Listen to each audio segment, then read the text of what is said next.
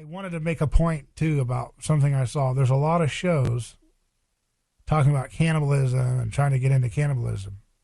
Cannibalism is an example of a very, very old primordial taboo. It's very disgusting.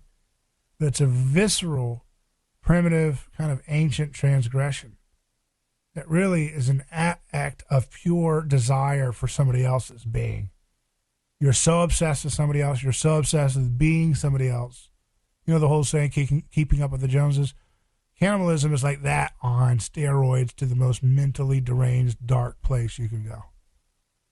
And now it's become trendy to do shows that kind of flirt around with, ooh, look at cannibalism, isn't this weird? It's because our society worships desire. It worships envy. It worships coveting somebody else's being, somebody else's look, somebody else's power, somebody else's status, somebody else's otherness.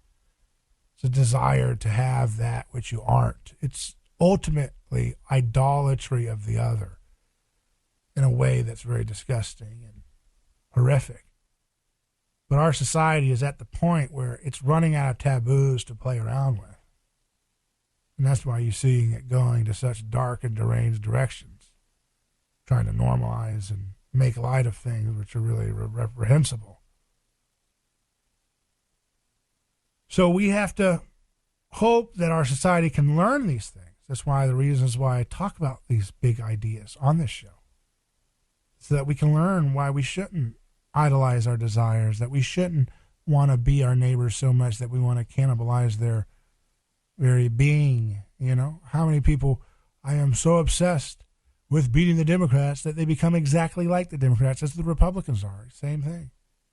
Or I'm so obsessed with beating China that you become just as tyrannical as the Chinese government.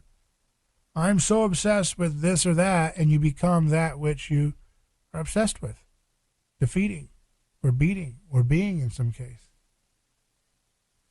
And I think in this year, I hope that we can keep furthering our understanding of why that's an error, why that's a mistake, why that leads to nothing. Our culture wants us to keep propping up the lie of the self, that our desires are truly our own.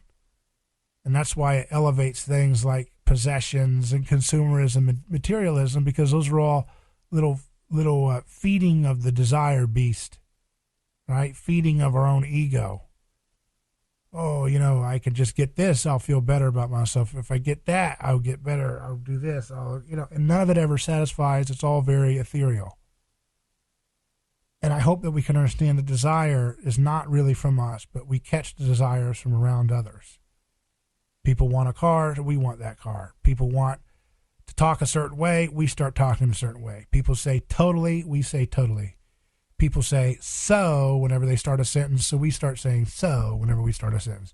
This kind of mimicking of desire, and to the point of becoming consumed with desire, is where our society is at. But it doesn't have to stay there. Once we start to understand how desire works, how envy works, how covetousness works, we can start to make choices more effectively to pull back from it.